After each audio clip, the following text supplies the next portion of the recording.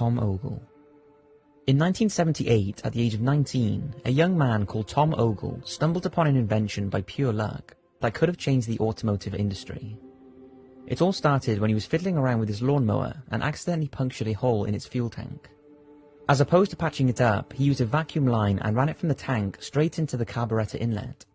Ogle was amazed when the mower kept running but the fuel level hardly moved, and it continued to tick over for 96 hours straight on half a tank of fuel. Over the next 5 years, Ogle made hundreds of experiments on his own Ford Galaxy, but removed the carburetor and fuel pump and replaced them with a secret box he called a filter, and the car went from over 20 miles per gallon to 100. Ogle maintained he was able to achieve this due to his secret pressurized and vaporized fuel system that injected fumes directly into the engine's firing chamber, meaning the device would not only get incredible mileage, but exhaust emissions were also practically non-existent. Now at age 24, he notified the press of his invention and claimed he was going to showcase it by driving from El Paso, Texas to Deming, New Mexico, aiming to complete the 200-mile trip on just 2 gallons of gas. Reporters and experts turned up to witness this feat and inspected his car for hidden fuel tanks, and when they were unable to find any discrepancies and Ogle made the journey, he was hailed as the inventor of an energy-saving device that also cleaned up emissions. However, despite the initial excitement and funding, there were rumors that other people had similar patents, including General Motors, who had patented a similar device several years earlier. All of a sudden, everyone who shared Ogle's passion for his fuel and emission-saving process started to wipe their hands with him and suggested it would never work. His royalties and payments stopped, and the man who was once offered $25 million by Shell Oil was broke. His marriage ended and he became dependent on drink and drugs.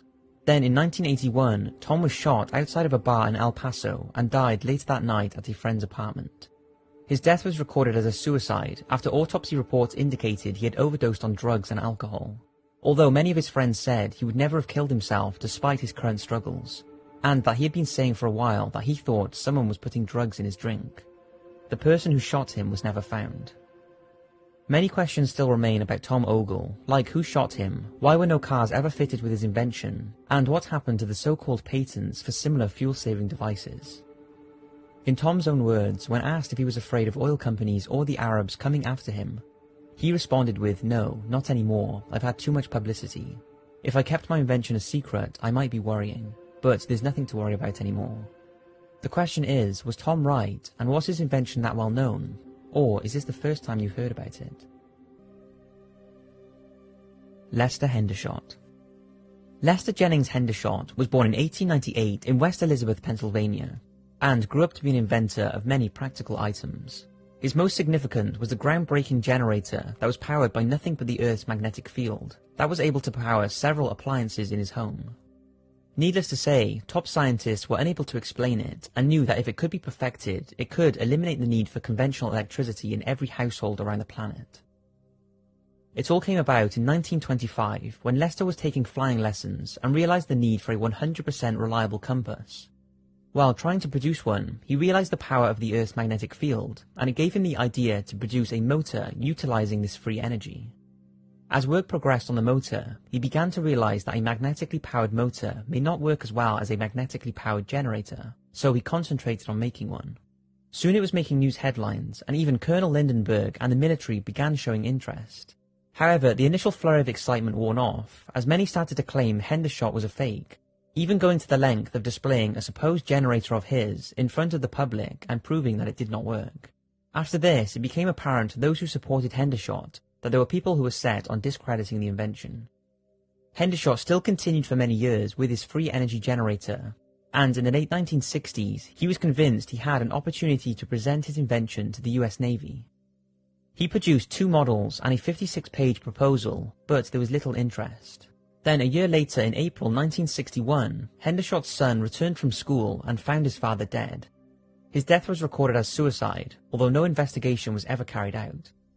Many, including his family, believe he was killed as he was a threat to the large energy companies after he continued to progress with his invention. It was also reported that Hendershot had been approached by a large corporation who he refused to name, that apparently told him to stop all activity in connection with his motor or generator. All Hendershot would say was that if he was successful with his generator, it would be a serious threat to their multi-million-dollar industry. It's thought he accepted $25,000 on the condition that he did not build another unit for 20 years. He also told his family at times that he feared for his life.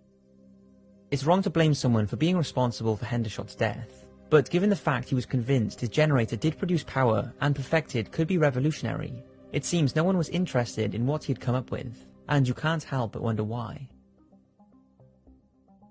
The Palladium cigarette. Every year, around 5 million smokers and over 500,000 non-smokers exposed to second-hand smoke die from tobacco-related deaths. But what if in the 1950s, one scientist came up with a cigarette without the carcinogenic chemicals? His name was Dr. James D. Mould, and he worked for the North Carolina tobacco company Liggett and Myers. His role was to test the harmful effects of tobacco on lab mice, and through his studies, he was able to isolate the materials in cigarettes that caused skin cancer. Armed with this knowledge, he started a project to produce a safer cigarette that would eliminate or at least minimize the harmful ingredients.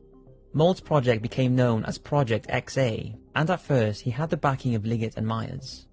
It took James 25 years to produce a cigarette that relied on the use of palladium and magnesium nitrate to destroy the substances in cigarette smoke that caused cancer. He called it the Palladium cigarette. However, after talks with lawyers, Liggett and Myers withdrew their backing. It's hard to believe, but lawyers had advised that by launching a safer product would lead to lawsuits from customers of their original product, as it would be admitting they were unsafe. Don't forget, this was around the time where it was fashionable and in fact deemed healthy to smoke cigarettes. Unable to continue with his work, James was requested by Liggett and Myers not to publish anything about his findings, and 25 years of work was abandoned. At this time, Liggett and other tobacco companies continued to sell cancer-causing cigarettes, with the general public unaware of the harm they were causing. Dr. Mould had effectively been gagged by the company. He died in 2002, knowing he could have saved the lives of countless people if it were not for the tobacco companies and their refusal to admit that they knew how dangerous smoking was. What's even more upsetting is that now tobacco companies have to state how dangerous smoking is, but nothing seems to have come about from Dr. Mould's work. And this could have happened many years ago, potentially preventing an untold number of lives. Dmitry Petronov. This next person is the most mysterious in this video, but the information on him is seriously lacking.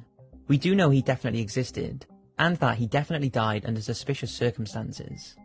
His name was Dmitry Petronov, and he was born in Kiev in 1952, but went on to study at the best engineering school in Berlin, and later worked for an aviation company for over 20 years. In his spare time, Petronov invented things, his first being a very bright LED flashlight that gained some interest although was considered expensive. He then created a plasma battery, which he maintained could operate for 3 years without being recharged. He went on to use one to apparently power his entire house. Now, Dmitry admitted the battery was technically nuclear, but only emitted the same levels of radiation as a mobile phone. As word got around, in 2009, Dmitry was invited to visit a military lab in Moscow to demonstrate his device in front of generals. Petronov was gone for a week and took a duplicate device with him, which the military kept.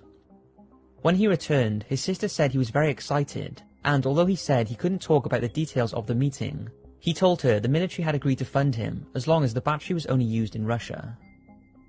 Then, just a week after the meeting, Dmitry had a visit from a smartly dressed man who introduced himself as Vladimir. After the visit, according to his sister, Dmitry seemed different.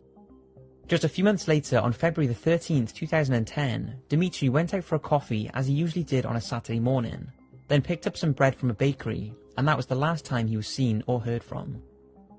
When his sister returned from the police station after reporting him missing, there was no electricity in the house, and it turns out that neighbours saw 2 military men entering her and her brother's property and leaving with Dmitrov's plasma battery.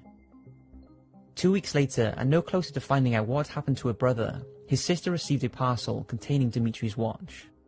Now, what happened next I cannot be certain of, but over a year after his disappearance, a decomposing body was pulled from Russia's Volga River, but their teeth and hands were missing, making identification impossible.